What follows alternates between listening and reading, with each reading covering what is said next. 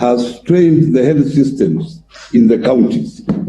Currently, a number of counties are running on a full capacity in their isolation wards, ICUs and HDUs, meaning therefore that county government can no longer admit new patients. It is actually an acute crisis. Many patients are losing the battle en route to Nairobi to seek treatment. We shall be asking that we re-examine the easing of restrictions and re-strategize on the containment measures in the wake of the emerging new increased infections and fatalities. We are heading to breaking point because it is things that are raging out of control, and we are not able to transfer patients even from one county to another. Colleagues, I invite this summit to make bold and once again maybe not so popular decisions. And I implore you to focus on your role as leaders, not managers. Let us look at the big picture and how it will affect the country and your role in coming up with solutions to solve the problem. But fundamentally, focus on how we can enhance our human response to this pandemic in the areas of enforcement, early warning, and response, and ensuring countrywide irreducible minimums are met. All right. Well, that aside, we'll be coming back to more and give you details in regards to the same. But we take a look at what is happening on the United States. And Democratic nominee for the U.S. presidential elections, Joe Biden, has continued to extend his firm lead over Republican incumbent Donald Trump, garnering 224 electoral college votes over Trump's 213. This, as projections indicate, that Biden could potentially stretch his lead to 238 electoral votes over Trump's 213 as vote counting nears conclusion in several battleground states. However, both Biden and Trump still have a path to meet the 217 electoral vote threshold, with 7 states still uncounted for that could flip the favor or in favor of either of the candidates. But while Trump has threatened to go to the Supreme Court alleging electoral fraud as vote counting continues, Biden has expressed confidence in clinching America's top seat, asking supporters to remain patient. This is a fraud on the American public. This is an embarrassment to our country. We were getting ready to win this election. Frankly, we did win this election. We did win this election. So our goal now is to ensure the integrity for the good of this nation. This is a very big moment. We knew this was going to go long. But who knew we were going to go into maybe tomorrow morning, maybe even longer. But look, we feel good about where we are. We really do. I'm here to tell you tonight, we believe we're on track to win this election.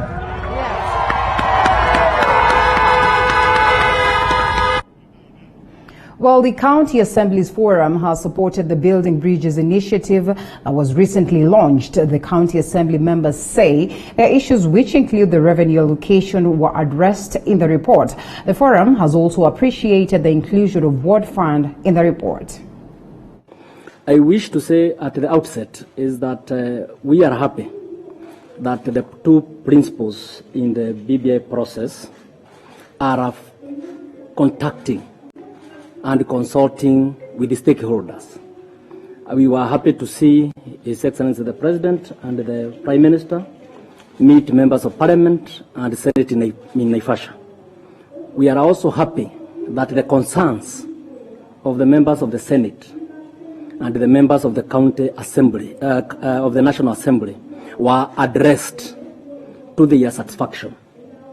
As the County Assemblies Forum of this country, representing the 2,287 of our members, that is including the speakers, that we are looking forward to the earliest opportunity and at the convenience of the President and the Prime Minister, so that we are able to sit and make clear our position on some of the issues.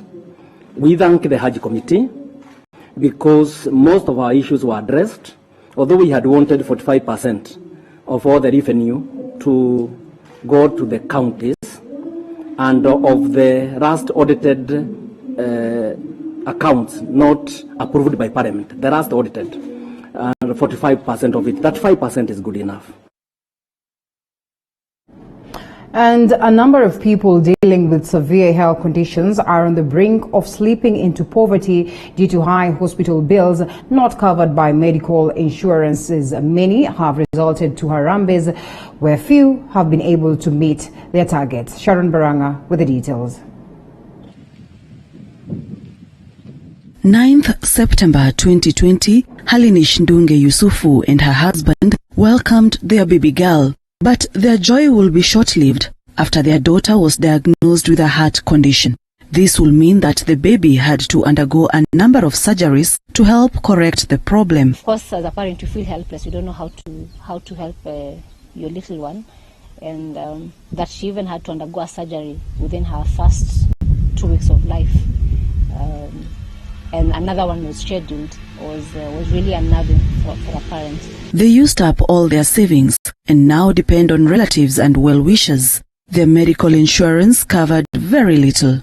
Being in the ICU for over 30 days, that already means it's a huge bill.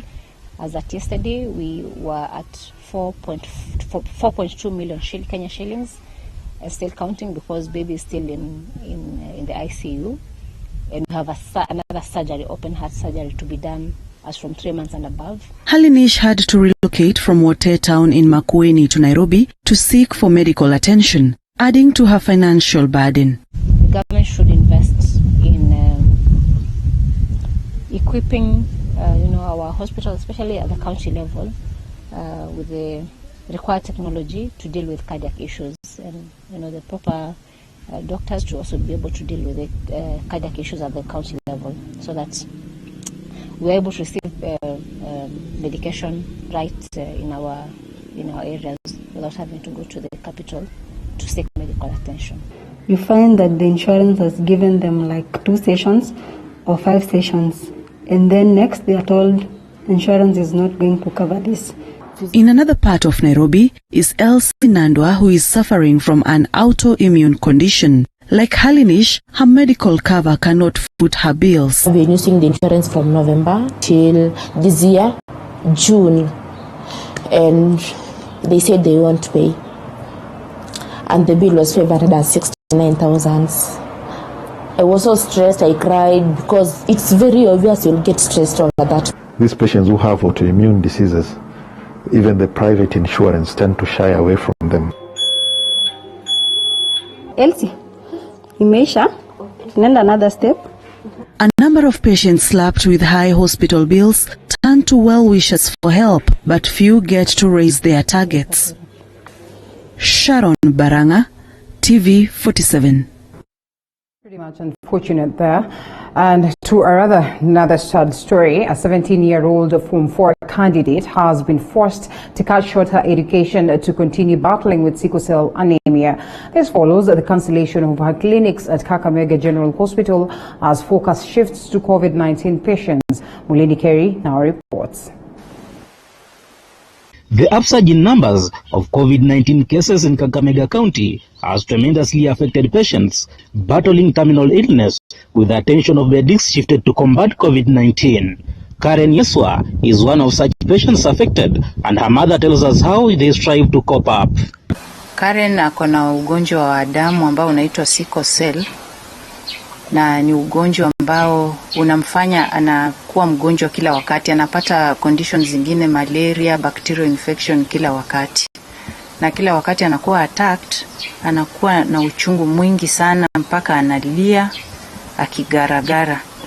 Ninang'ang'ana tu, nilikuwa ninaishi na shosho, ndio ninakuwa karibu na shule kwa sababu kutoka huku Lurambi hadi Binzo ni mbali sana. Karen, a Form 4 candidate at Binzo Girls School, has never resumed her studies since schools reopened due to the overwhelming pain she is experiencing in her bones and the abdominal area, yet she can't attend her clinics. Na pia kwa tumbo ikiuma inaumia pia na kifua. Kama hii mwaka nimeenda hospitalini mara 3, nikawekwa kitandani kwa muda wa wiki moja, lakini tangu corona ipo hatujaenda kwa hiyo kliniki tena, na kumeniadhiri sana kwa sababu huko walikuwa wanatupatia majina ya dawa ambazo tunaenda tunanunua za kupunguza makali ya mwili. Attempts by her mother, who is also a teacher, to seek transfer to a nearby school so that she can take care of her ailing daughter has fallen on deaf ears at the TSC offices in Kakamega County.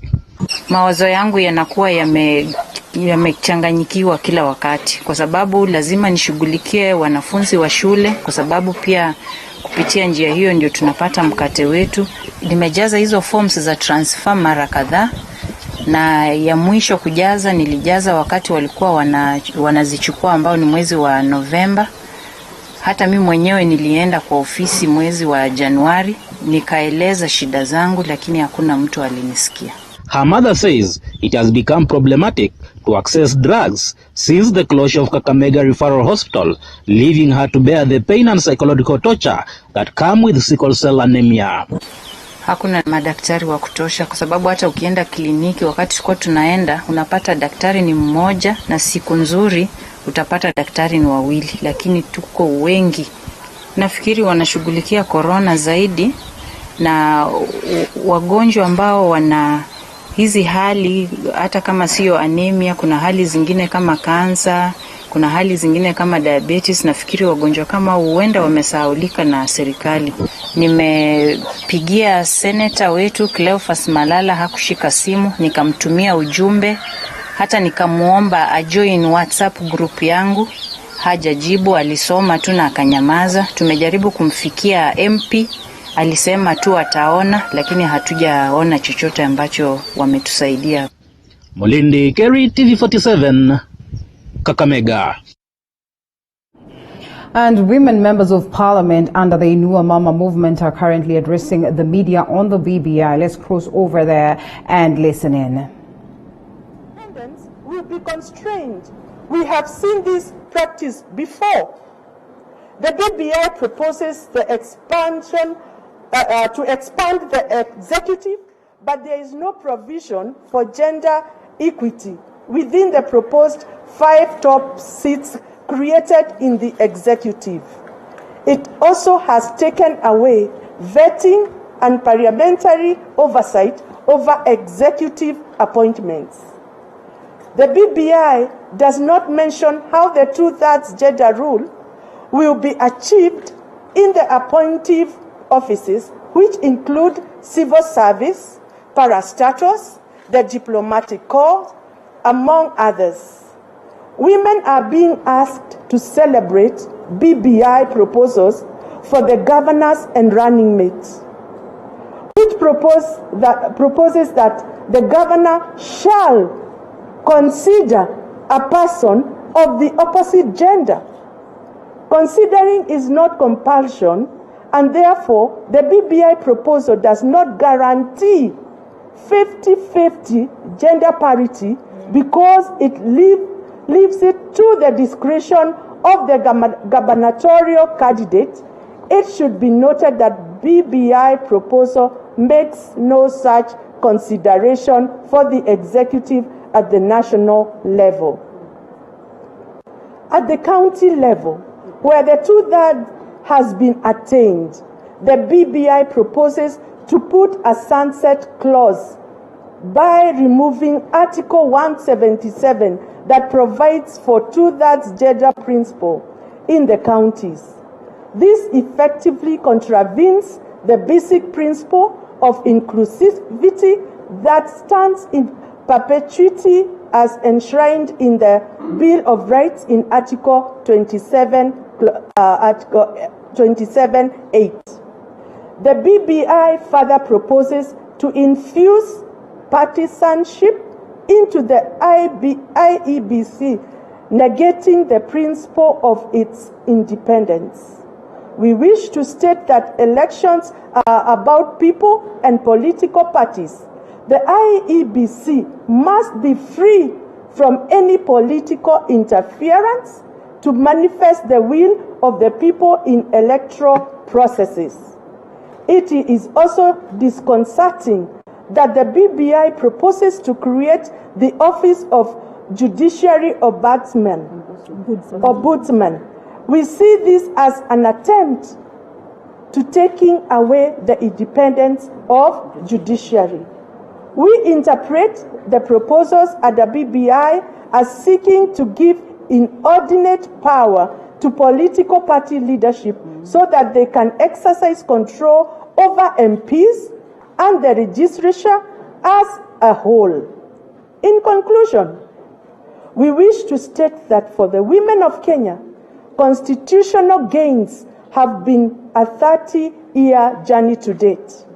As women leaders, we will not allow for the erosion of work-won women's rights on our watch. We wish to single out those women leaders led by Commissioner Prisidanyo. Well, more details on that later on. But away from it, Trans Nzoia County Commissioner Sam Ojwang has directed the County Criminal Investigations Officer to thoroughly investigate the authors of a fake letter that targets to con unsuspecting Kibiroa squatters. Boniface Baraza with the details from Trans Nzoia.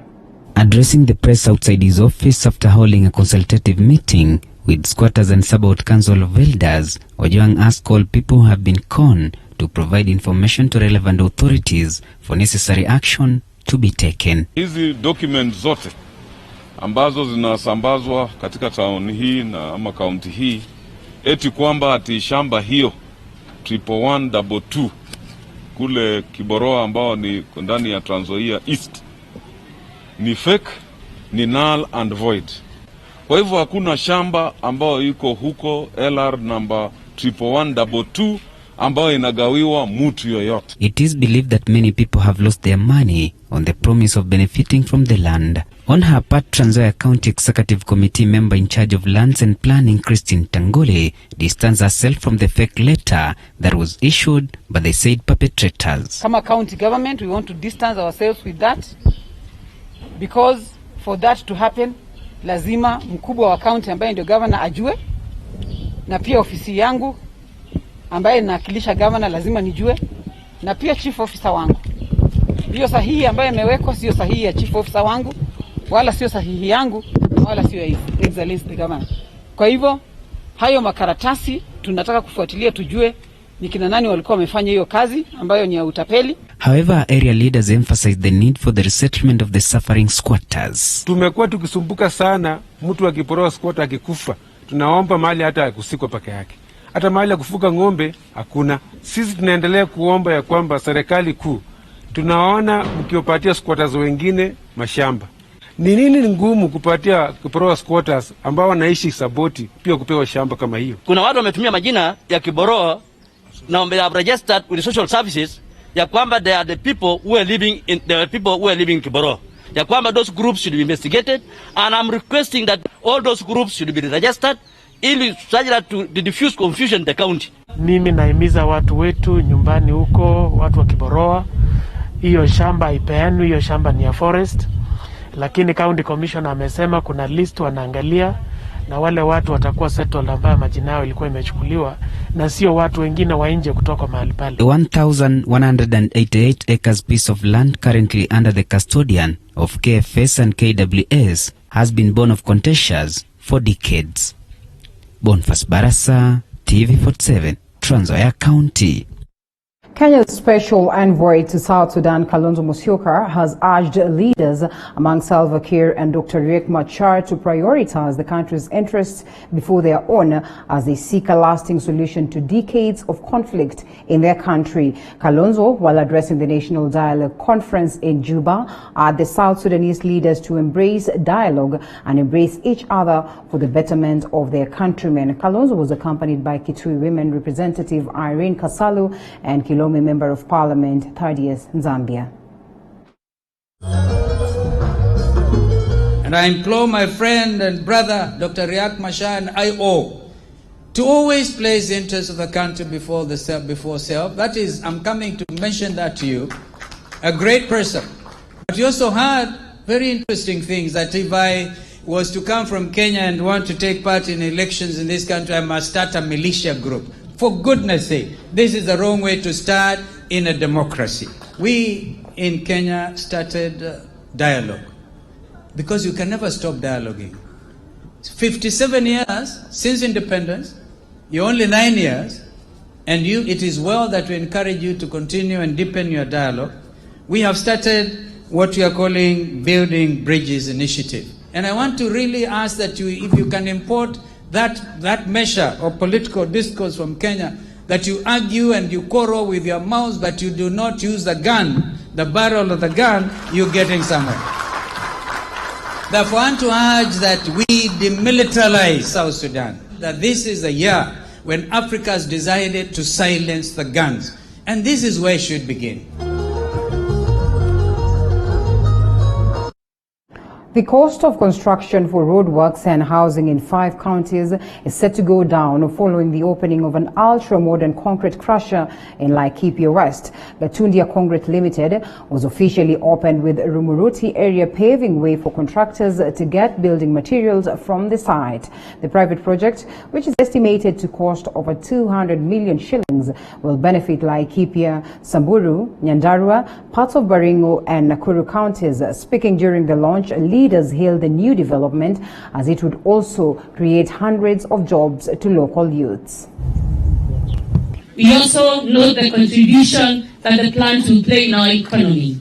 We know that it shall change the fortunes of the youth of both Nyandarua and Laikipia counties. And I say, when both Nyandarua and Laikipia county, I note that most of the youth have come from here, so would want you to share 50-50. Because let us invest in ourselves.